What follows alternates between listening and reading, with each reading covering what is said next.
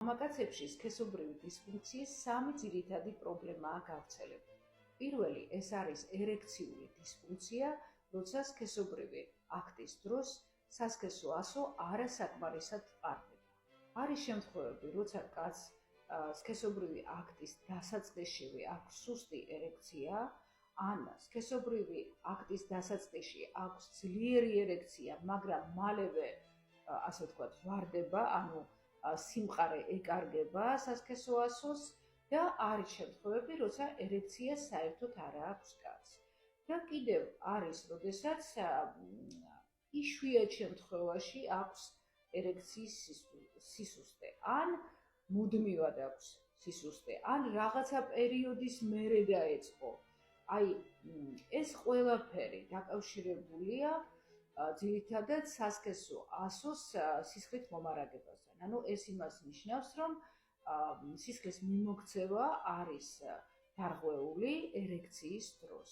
აღნიშნული მექანიზმი კი შეიძლება იყოს დაკავშირებული ფსიქოლოგიურ ფაქტორთან, აი მაგალითად, თუ კაცს ერთხელ ჰქონდა წარუმატებელი სექსი, ის იმდენად ითრგუნება ფსიქოლოგიურად, რომ შეიძლება შემდგომი სქესობრივი კონტაქტის დროსაც იგივე დაემართოს და ეს იყოს სუფთა ფსიქოლოგიური. მაგრამ არის ასევე ასაკობრივად განპირობებული ეს პრობლემა, როცა ასაკში შედის კაცი, მაშინ 50 წლის შემდეგ მისი ერექცია შედარებით სუსტდება, იმასთან შედარებით, რაც მას ჰქონდა უფრო ახალგაზრდა ასაკში. მეორე პრობლემა ეს არის ნაადრევი ეაკულაცია, როცა ეაკულაცია დგება სქესობრივი აქტის დაწყებიდან სულ რამდენიმე წამში, შეიძლება 1 წუთში და დიდი სურვილის მიუხედავად 3 წუთამდეც კი ვერ ახერხებს კაცის სქესობრივი აქტის გახანგრძლივებას. ნაადრევი ეაკულაცია შეიძლება დაემართოს კაცს, მაგალითად, თუ ძალიან იშვიათად აქვს სქესობრივი კონტაქტი, ან მაგალითად ჰქონდა ხანგრძლივი თავშეკავება, ვთქვათ, 1 თვე ან 2 კვირა, რასაც ვთქვათ, არ არის დაჩვეული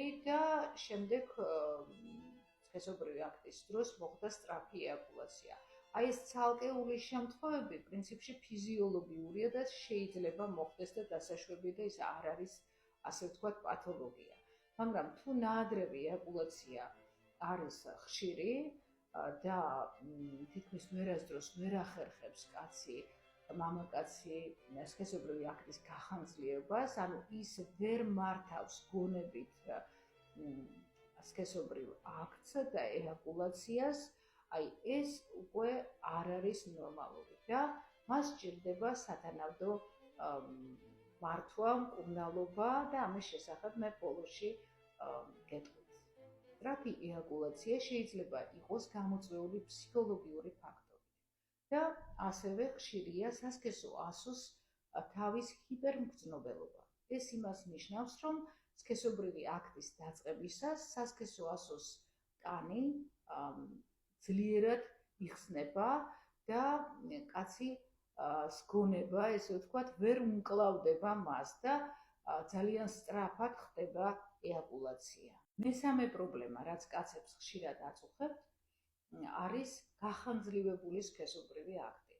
ანუ კაცს შეუძლია, რომ სქესობრივი აქტი ჰქონდეს ძალიან დიდხანს, თავისი სურვილის მიუხედავად, ანუ მას არ აქვს სურვილი ჰქონდეს მაგალითად 9 საათი, მაგრამ ვერ ახერხებს ეაკულაციას, ანუ ვერ ათავებს, ან ათავებს, ესე ვთქვათ, დიდი ძალის ხმევით და ხანგრძლივი დროის შემდეგ სქესობრივი აქტისას და არის შემთხვევები, რომ ეაკულაციას განიცდის მხოლოდ მასტურბაციით და ამ დროს აქვს სქესობრივი აქტი პარტნიორთან და იძულებულია გადავიდეს თვით მასტურბაციაზე იმისთვის, რომ მოახდინოს ეაკულაცია. გახანგრძლივებული სქესობრივი აქტის მიზეზიც შეიძლება იყოს გამოწვეული ფსიქოლოგიური ფაქტორით, ისევე როგორც ყველა სახის სქესობრივი დისფუნქცია მამაკაცებში. ასევე შეიძლება იყოს მიზეზი სასქესო ასოს თავის დაბალი მგრძნობელობა. ანუ თუ ნაადრევი ეაკულაციის დროს არის ჰიპერმგრძნობელობა, ამ შემთხვევაში პირიქით სასქესო ასოს თავის მგრძნობელობა არის დაქვეითებული. და რადგან სასქესო ასოს მგრძნობელობა არის დაქვეითებული, ამიტომ ის ვერ ახერხებს ძლიერად აღზნებას და ამიტომ ეაკულაცია გადავადდება.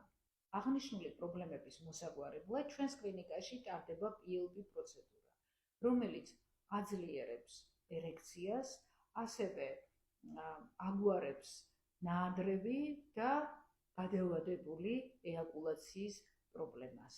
ამ დროს ხდება დამუშავებული პლაზმის შეყვანა სასქესო ასოს გარკვეულ უბნებში.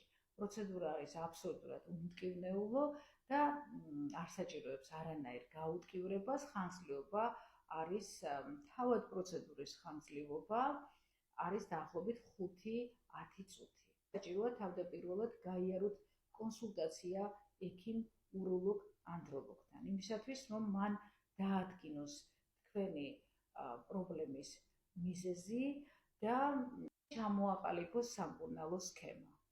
ერთი PLP პროცედურის ღირებულებაა 200 ლარი. მამაკაცს სჭირდება დაახლოებით 5-6 პროცედურა გარკვეული ინტერვალებით. აღნიშნულ ინტერვალებს და სხვა დეტალებს ადგენს ექიმი პაციენტის ინდივიდუალური მონაცემებიდან გამომდინარე. მინდა აქვე აღვნიშნო, რომ PLP პროცედურა ძალიან კარგად მუშაობს იმ შემთხვევებშიც, როცა კაცებს აქვთ ხშირი შარდვა სასქესო ასოს თავის წვა, განსაკუთრებით შარდვის დროს და ასევე ესეთი წყვეტილი, ნელი, ნაკადი შარდის, ალბათ ბევრი თქვენთაგანისთვის ნაცნობია, აი განსაკუთრებით როცა ღამით უწევთ ადგომა და ტუალეტში ხშირად შარდვა, აი ამ შემთხვევებშიც ეს პროცედურა არის ძალიან ეფექტური.